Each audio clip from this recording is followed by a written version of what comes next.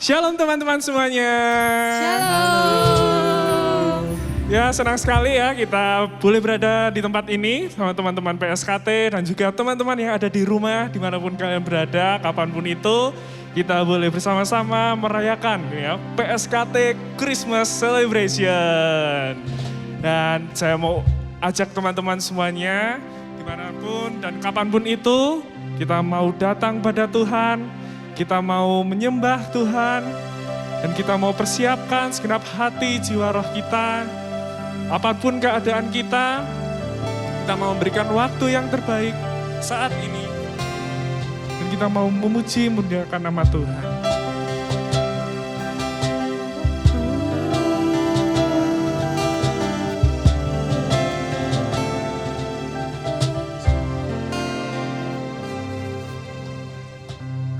Bapakku datang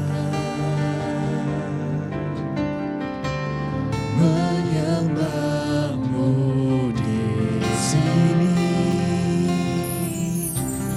Ku percaya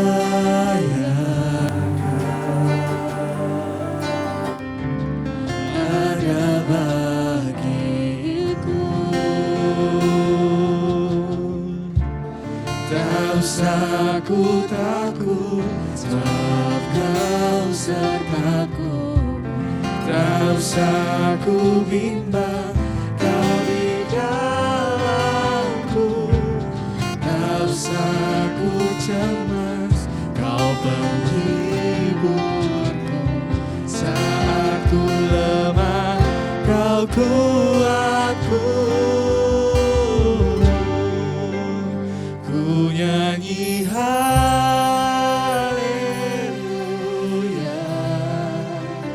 ku nyanyi haleluya.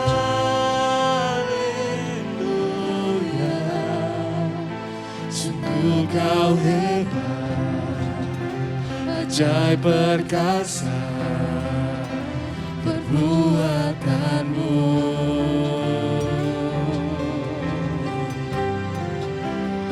Ku nyanyi haleluya, ku nyanyi haleluya.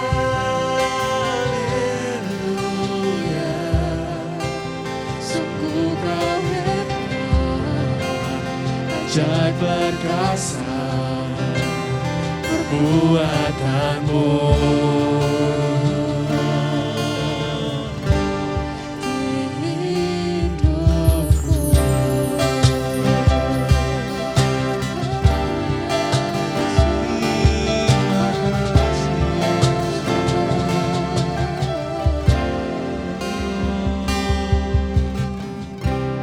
Bapakku datang menyembahmu di sini. Ku percaya Kau ada bagiku. Takkan ku takut, tak usah ku takut, sebab Kau sertaku.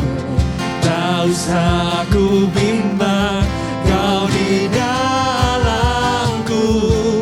Tak usah ku cemas, Kau penghiburku.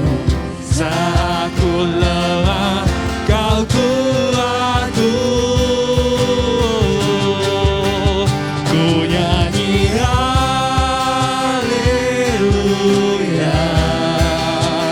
ku nyanyi haleluya.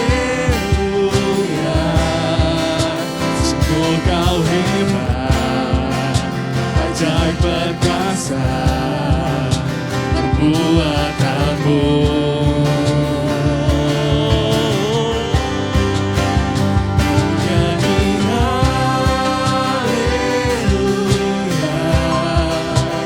Ku nyanyi haleluya,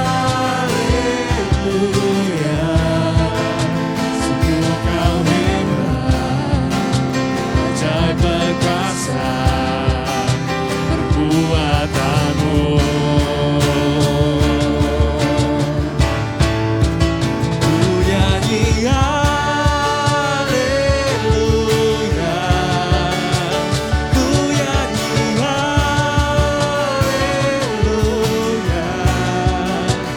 Sungguh kau hebat, ajaib perkasa buatanmu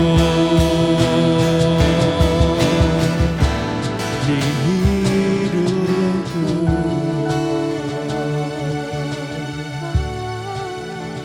Terima kasih Tuhan, kami sangat mengucap syukur untuk waktu yang telah Kau berikan pada setiap kami. Dan kami yakin Tuhan, kapanpun, dimanapun kami berada, Roh-Mu ada dalam setiap kami. Dan kami Tuhan rindu dan ingin memuji, memuliakan nama-Mu lebih lagi. Terlebih Tuhan, biarlah kami boleh mempersiapkan hati kami untuk boleh menerima kebenaran firman-Mu. Kami serahkan ibadah ini Tuhan di dalam nama Tuhan Yesus Kristus. Haleluya.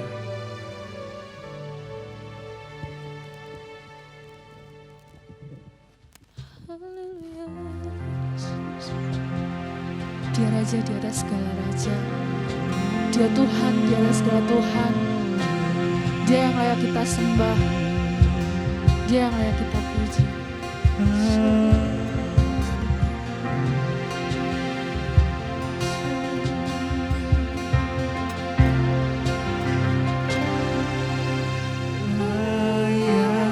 Dipuji disembah, Kaulah yang bertata dulu, sekarang dan selamanya. Raja atas segala raja, nama-Mu besar termulia.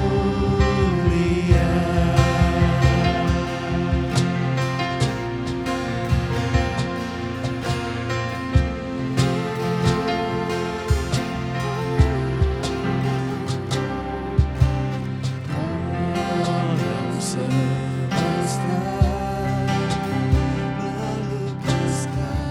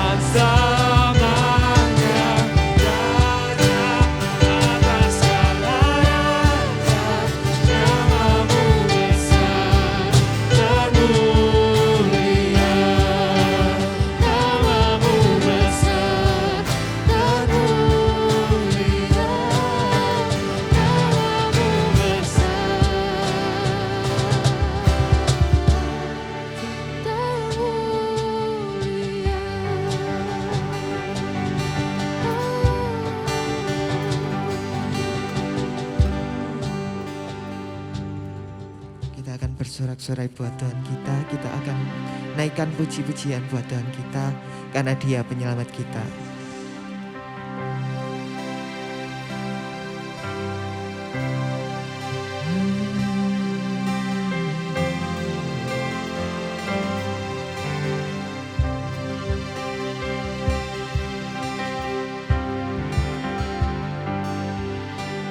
Nyanyi dan bersoraklah bagi Dia, pujian hormat kuasa bagi Raja. Burung tubuh laut berkara mendengar namamu. Ku bersuka atas perbuatanmu, selamanya ku kasihi Engkau Tuhan. Tiada janji seperti yang ada pada.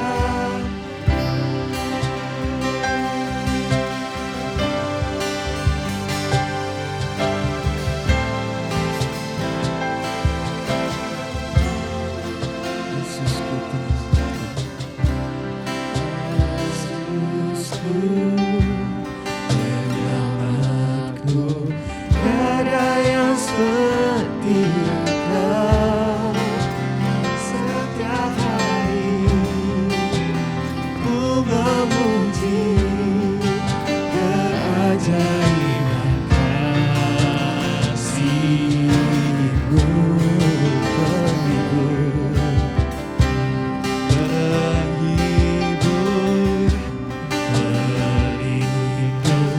menara kekuatan, kala semua yang bernafas tak berhenti menyembahmu. Nyanyi dan bersoraklah bagi Dia, pujian hormat kuasa bagi Raja. Gunung tunduk, laut bergelora mendengar namamu. Ku bersuka atas perbuatanmu, selamanya ku kasihi Engkau Tuhan. Tiada janji seperti yang ada padamu.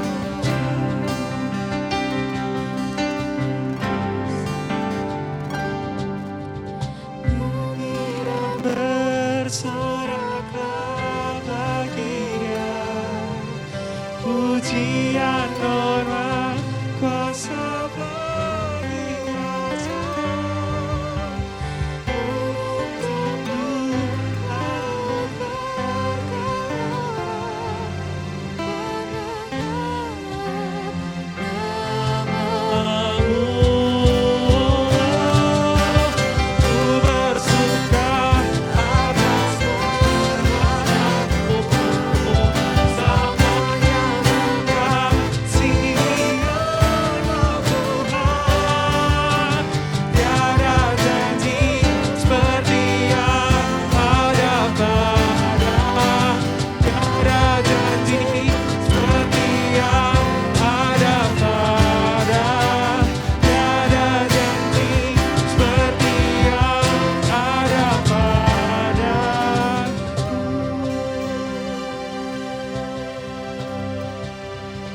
Terima kasih Tuhan untuk kesempatan ini Tuhan.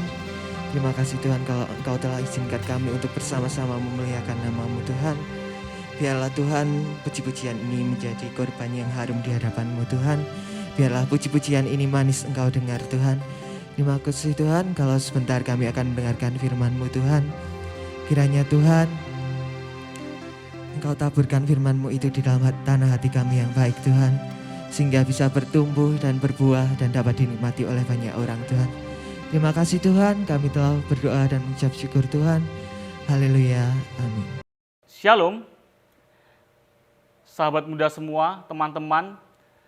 Mari kita bersama-sama mendengarkan firman Tuhan. Kita buka dalam Yesaya 41 ayat 10. Di sana dikatakan, "Janganlah takut, sebab aku menyertai engkau. Janganlah bimbang, sebab aku ini Allahmu. Aku akan meneguhkan, bahkan akan menolong engkau. Aku akan memegang engkau dengan tangan kananku yang membawa kemenangan." Puji syukur kepada Tuhan yang sudah memberikan firman-Nya sedemikian hebat untuk kita. Teman-teman semua, pada perayaan Natal kita pada hari ini, saya diberikan tema kepada panitia berjudul Savior. Dalam bahasa Indonesia artinya Juru Selamat. Sebelum kita masuk lebih jauh mengenai apa itu Juru Selamat, mari kita melihat di dalam Alkitab. Ada berapa kali kata Juru Selamat disebutkan. Di dalam Alkitab ada 28 kali penyebutan Juru Selamat. Pembagiannya di Perjanjian Baru ada 22 ayat. Di Perjanjian Lama ada 6. Di Perjanjian Lama konsep Juru Selamat sudah dibagikan, sudah disampaikan oleh Tuhan kepada umat manusia. Di Perjanjian Baru, di sanalah penggenapan tentang Juru Selamat ini. Pengertian Juru Selamat adalah seseorang yang menyelamatkan atau bertindak sebagai penolong dalam kesukaran. Juru Selamat adalah penyelamat. Kalau begitu, kita melihat di dalam hidup kita sehari-hari, ada profesi, ada orang-orang yang memiliki fungsi, memiliki tugas sebagai dalam tanda kutip Juru Selamat. Bagi penyuka sepak bola, pasti kenal dengan namanya Lionel Messi. Seringkali dia disebut sebagai Mesiah. Ya, dia seorang yang sering menyelamatkan timnya dari ketertinggalan. Bahkan tidak hanya menyelamatkan dari ketertinggalan gol, tetapi dalam pertandingan sepak bola, dia sering membawa timnya memperoleh kemenangan. Nah, baik, Juru Selamat adalah seseorang yang menolong orang lain dalam kesukaran. Tetapi mari kita melihat lebih jauh lagi. Siapakah Juru Selamat kita? Kita buka dalam Yesaya 43 ayat 11. Yesaya 43 ayat 11 dikatakan, Akulah Tuhan, dan tidak ada Juru Selamat selain daripadaku. Menarik sekali. Tidak ada Juru Selamat selain daripada Tuhan. Kalau kita kembali kepada pengertian tadi, Juru Selamat adalah orang yang menolong, orang yang menyelamatkan. Bukankah di dunia ini ada beberapa profesi yang memiliki tugas, memiliki tanggung jawab menolong orang lain? Contoh, kalau kita di rumah sakit, orang yang sakit ditolong oleh dokter. Dokter menolong seseorang untuk sembuh dari penyakitnya melalui pengobatan-pengobatan, melalui perawatan-perawatan khusus, sehingga si pasien bisa dalam tanda kutip selamat atau sembuh. Kita melihat bagi kita yang mengalami ketidakadilan, mungkin menjadi korban kriminalitas, kita melihat ada penegak hukum, ada polisi yang dalam tanda kutip menyelamatkan kita dari kriminal, dari ketidakadilan. Lalu ada banyak profesi lain, misal tiba-tiba ada kebakaran, siapa yang menyelamatkan? Yang bertanggung jawab yang pertama adalah pemadam kebakaran. Dengan sigap, dengan cepat akan melakukan serangkaian tindakan penyelamatan. Ya, kita melihat, oh ternyata ada banyak profesi, ada banyak orang dengan tugas Juru Selamat. Tetapi, apa yang dimaksud dengan Juru Selamat yang di Alkitab ini? Apa yang dimaksud? Akulah Tuhan, dan tidak ada Juru Selamat selain daripada aku. Oh, tidak ada Juru Selamat selain daripada Tuhan? Mengapa demikian? Baik, kita akan melihatnya lebih jauh lagi. Mari kita buka dalam Lukas pasal 2 ayat 11. Lukas 2 ayat 11. Dikatakan, hari ini telah lahir bagimu Juru Selamat, yaitu Kristus Tuhan di kota Daud. Perbedaan Juru Selamat yang saya sampaikan tadi, profesi-profesi yang punya tugas dan tanggung jawab seperti juru selamat, dengan juru selamat yang dimaksud di Alkitab, ada perbedaan yang sangat besar. Di Alkitab, juru selamat yang dimaksud bukan hanya manusia, Yesus yang lahir ke dunia, yang kita rayakan di hari Natal ini, tetapi juga dia adalah Tuhan sendiri. Menarik sekali, juru selamat kita bukan hanya seorang manusia, tetapi dia adalah Tuhan. Apa artinya ini? Artinya ada suatu masalah yang serius yang hendak Tuhan selesaikan dalam hidup kita. Masalah kita tidak hanya soal kemiskinan, tidak hanya soal sakit penyakit, tidak hanya soal rasa aman, tidak hanya soal kebodohan. Ada begitu banyak masalah yang sebenarnya bisa diselesaikan tanpa Tuhan harus turun ke dunia. Tetapi jikalau Tuhan yang maha tinggi, Tuhan yang di sorga sana mau turun ke dunia, mau lahir di tengah-tengah manusia, tentu ada suatu masalah yang sangat-sangat penting. Mari kita lihat apa masalah itu dalam Roma 3 ayat 23. Dalam Roma 3 ayat 23 dikatakan, semua orang telah berbuat dosa dan kehilangan kemuliaan Allah. Sekali lagi, karena semua orang telah berbuat dosa dan telah kehilangan kemuliaan Allah. Lalu disambung lagi dalam Roma 6 ayat 23. Dikatakan di sana dengan sangat jelas bahwa sebab upah dosa ialah maut, tetapi karunia Allah ialah hidup yang kekal dalam Kristus Yesus Tuhan kita. Dari dua ayat ini kita tahu bahwa Tuhan turun ke dunia karena hendak menyelamatkan manusia yang berdosa. Dipertegas dalam Yohanes 3 ayat 16, dikatakan, karena begitu besar kasih Allah akan dunia ini, sehingga barang siapa yang percaya dalam namanya, tidak akan binasa, melainkan beroleh hidup yang kekal. Kita melihat bagaimana Tuhan sungguh mengasihi manusia yang berdosa. Dia mengasihi manusia berdosa, tetapi dia tidak mau melanggar aturan yang dia buat sendiri. Seringkali ada orang yang dia mengasihi sesamanya, sangat mengasihi, saking kasihnya, saking cintanya, menjadi cinta buta. Aturan dilanggar. Aturan yang harusnya ditaati malah justru dilanggar, menimbulkan masalah baru. Tidak demikian dengan Tuhan. Tuhan kita mengasihi dan dia memberi dirinya sendiri sebagai ganti untuk dosa-dosa kita. Dia adil. Dia tidak mau melawan hukum sebab akibat. Orang bekerja keras, dia mendapatkan upahnya. Apa? Uang. Orang hidup sehat, upahnya apa? Tentu hidup yang sehat. Orang gaya hidupnya sembarangan, makan gorengan, tidak pernah olahraga, begadang, lalu mungkin melakukan hal-hal yang negatif, tentu ada upahnya. Apa upahnya? Bisa jadi dia mengalami sakit penyakit. Nah, begitu juga dengan dosa. Dosa ada upahnya adalah maut. Ini sepasti 1 tambah 1, 2. Tidak bisa ditawar. Tidak bisa 1 tambah 1, 4, tidak bisa. Upah dosa adalah maut. Tidak bisa ditawar lagi. Nah, Tuhan adil. Tuhan tahu hukum itu. Itu adalah aturan yang dia buat sendiri. Maka daripada itu, kasih Tuhan yang begitu besar tidak merusak sifat adilnya. Dia turun ke dunia. Dia mati bagi kita di kayu salib. Sehingga barang siapa yang percaya kepada namanya, barang siapa percaya kepada anak tunggal Allah, dia selamat.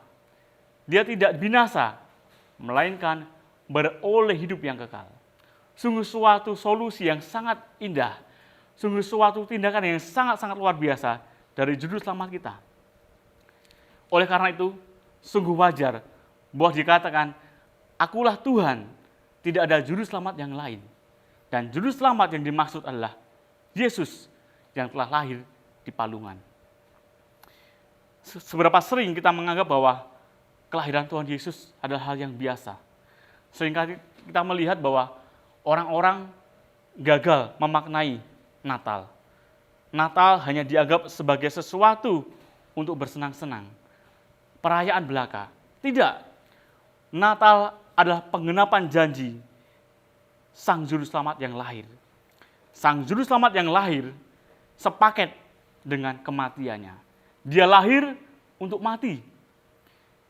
Kalau orang lahir ke dunia, orang tuanya mendoakan yang baik-baik. Semoga jadi anak yang pintar, semoga jadi anak yang sukses, memiliki profesi yang dibanggakan.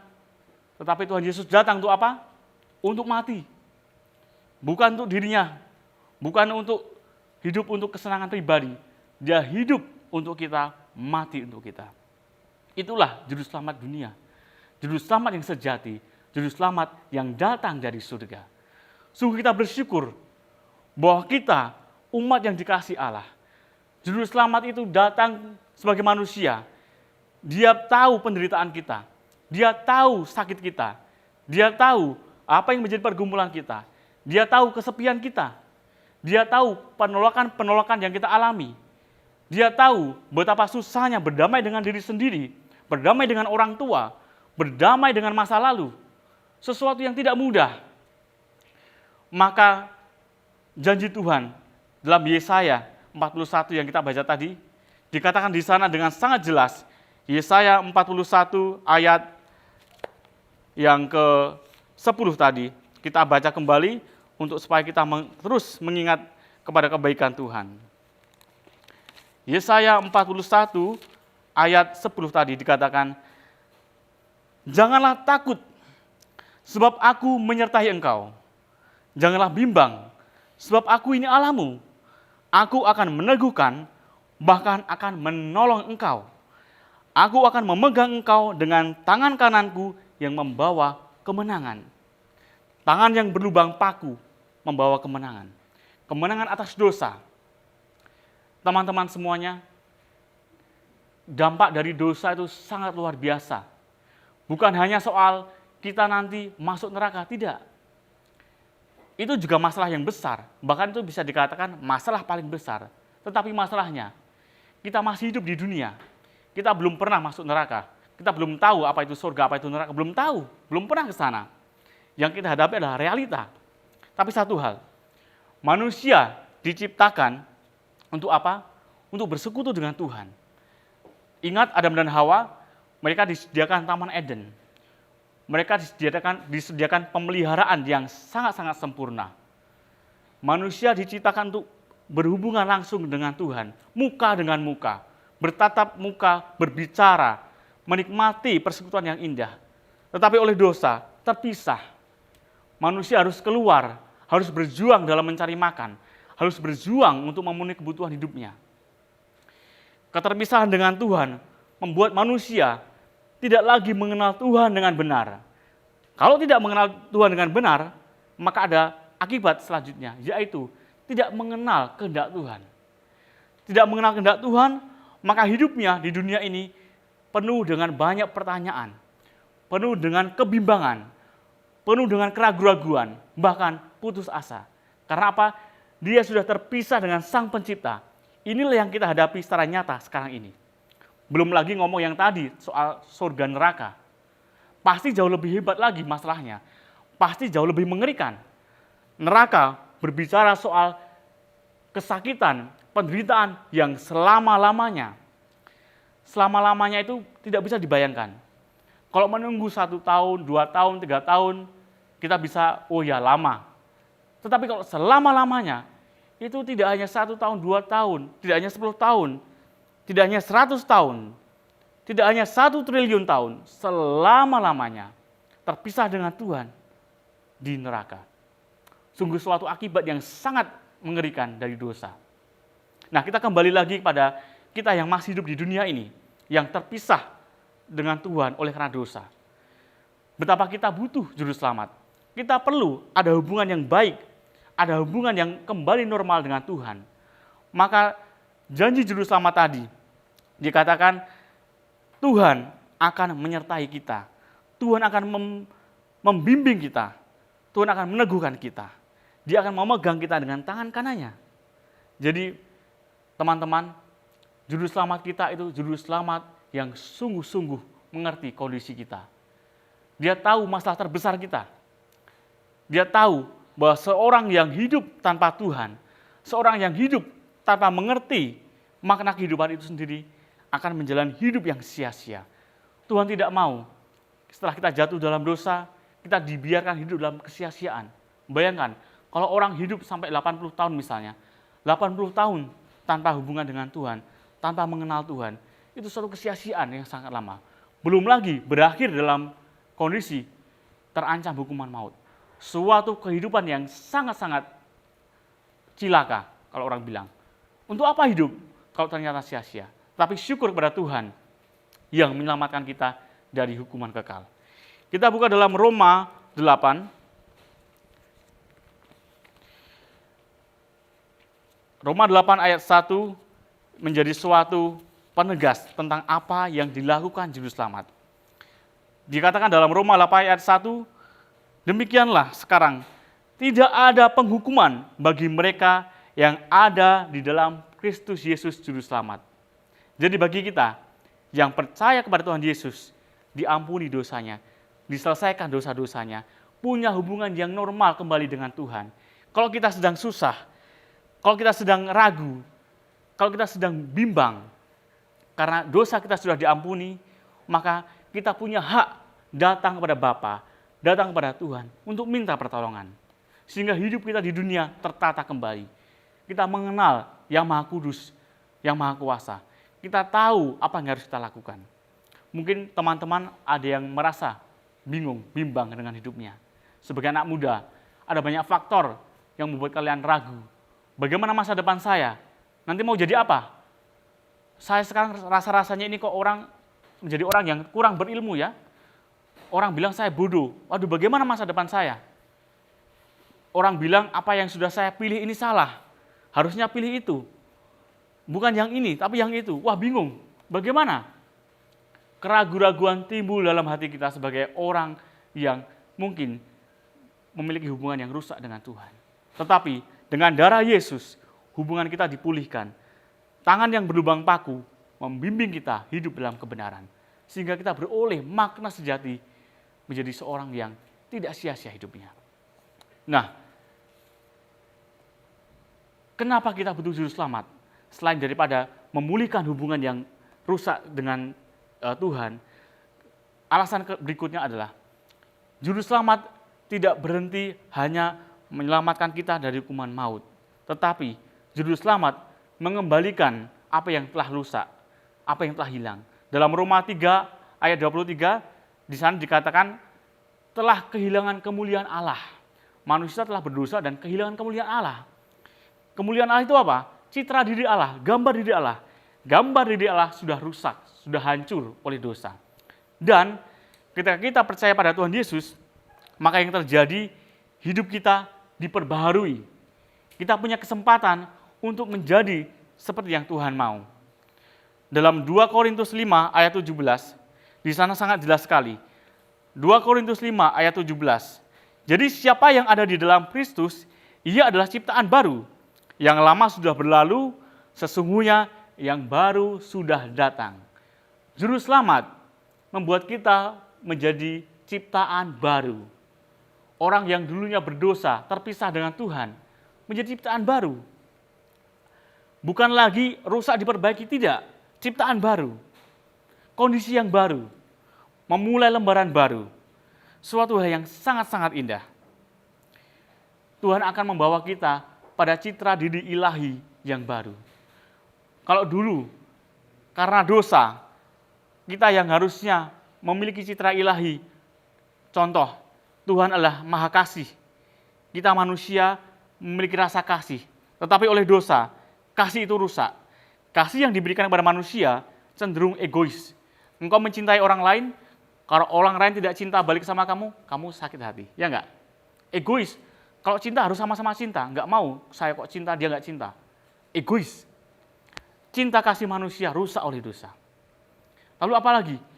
Cinta kasih kita pilih-pilih. Kalau Tuhan mencintai tanpa pilih kasih. Tetapi manusia yang rusak oleh dosa, kehilangan kemuliaan Allah, cintanya terbagi-bagi. Pilih kasih. Tidak semua yang dia suka. Nah, belum lagi soal keadilan. Masih ada banyak sifat-sifat yang lain. Saya kasih contoh satu lagi, keadilan.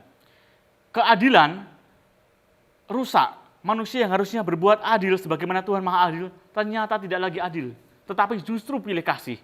Tetapi justru memperdaya orang lain. Dia memakai kuasa, memakai apa yang dia punya untuk memperdaya orang lain. Sehingga sifat Allah itu tidak nyata dalam hidup sehari-hari. Nah, di dalam Kristus kita menjadi ciptaan baru. Engkau bisa mengasihi sesama dengan sempurna, mengasihi orang tuamu, kakak adikmu, temanmu, guru-gurumu di sekolah, hamba Tuhan di gereja, tetanggamu, semuanya bisa engkau kasih dengan kasih Kristus. Karena engkau adalah ciptaan baru, bukan lagi seperti kasih yang lama. Nah, kalau kita tahu itu adalah alasan mengapa kita berdua juru selamat, berikutnya, apa yang harus kita lakukan ketika Tuhan yang di surga sana turun menjadi manusia? Kita buka dalam Yohanes 1 ayat 12. Yohanes 1 ayat 12 akan menjadi penegas juga buat kita. Bagaimana kita harus meresponi kebaikan Tuhan. Dikatakan Yohanes 1 ayat 12, tetapi semua orang yang menerimanya diberinya kuasa supaya menjadi anak-anak Allah, yaitu mereka yang percaya dalam namanya. Kalau kita menerimanya, percaya kepada Tuhan, maka kita menjadi anak. Yang kita lakukan sebagai umat yang berdosa, ajakan juru selamat adalah supaya kita menjadi anaknya. Maka terimalah dia menjadi Tuhan dan juru selamatmu. Buka hatimu, terima dia, terima perubahan. Terima dia, terima tujuan hidup. Terima dia, terima kejelasan hidup. Terima Tuhan, menemukan makna yang baru dalam hidupmu. Itulah pesan Natal yang bisa saya sampaikan. Mari kita menyambut juru selamat dengan hati yang terbuka, dengan pemikiran yang benar, bahwa dia menyelesaikan masalah utama saya, dosa dan kehancuran kemuliaan Allah dalam diri saya. Terima kasih. Kita berdoa dalam nama Tuhan Yesus. Kita akan berdoa. Tuhan, tolong kami manusia berdosa, tolong kami supaya kami bisa menjadi umat yang mengasihi-Mu, yang menjadi serupa denganmu. Kami terima pengorbananmu, kami terima pengampunanmu, jadikan kami ciptaan yang baru, hidup bagimu. Terima kasih. Dalam nama Tuhan Yesus kami berdoa. Amin.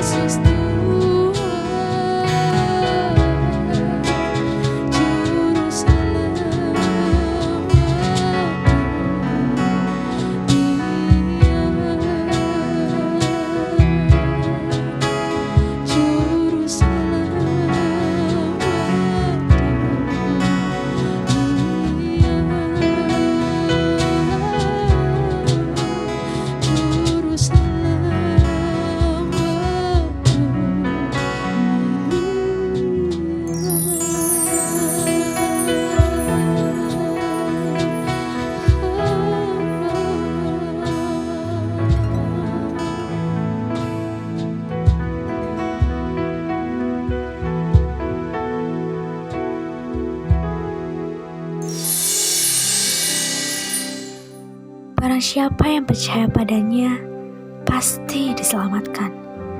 Segala perkara dapat ditanggung di dalam Dia yang memberikan kekuatan, yaitu Yesus Kristus, penyelamat kita.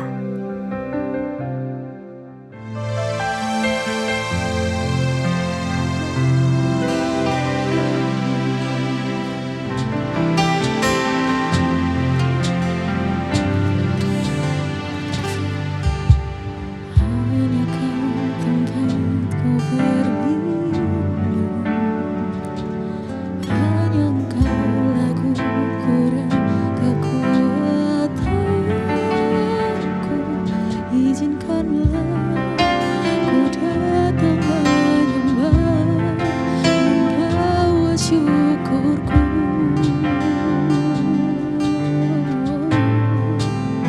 Sedalamnya hatiku Kau pun tahu, dan kasih-Mu tak jauh dalam jiwaku. Di dalam kesesakan, di dalam kemenangan, ku tahu Engkau selalu bersamaku. Di dalam kesesakan, di dalam kemenangan, ku tahu Engkau selalu bersamaku. Di dalam kesesakan, di dalam kemenangan, ku tahu Engkau selalu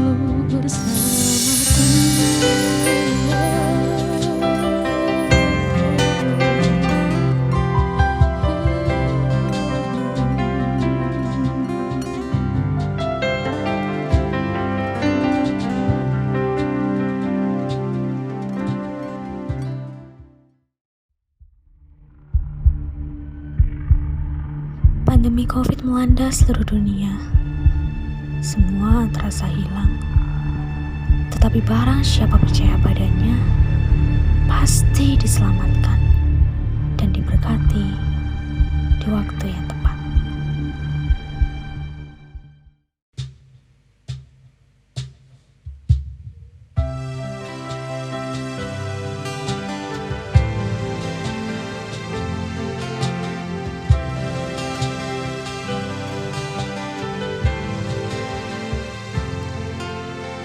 Penolong yang selalu setia, memenuhi keperluanku. Tak pernah Dia mengecewakan. Yesusku tak pernah gagal.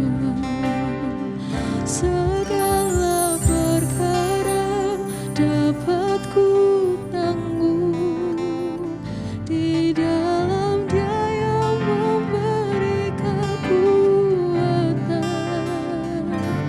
Tuhan Yesus penolong dan sahabat, tetap percaya Tuhan setia.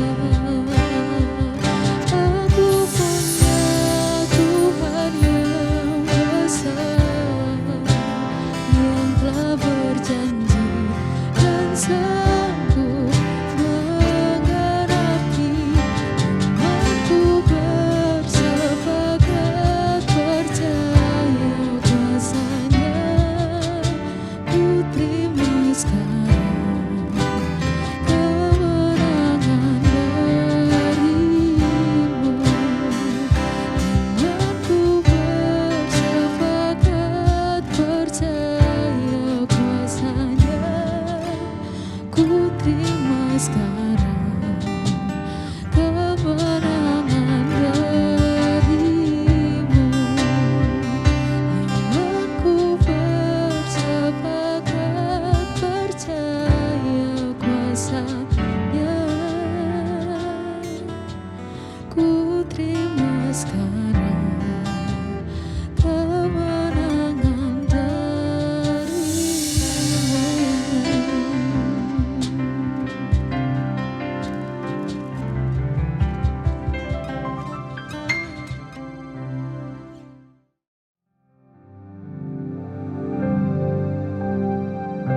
Barang siapa yang percaya padanya, pasti diselamatkan. Segala perkara dapat ditanggung di dalam Dia yang memberikan kekuatan, yaitu Yesus Kristus, penyelamat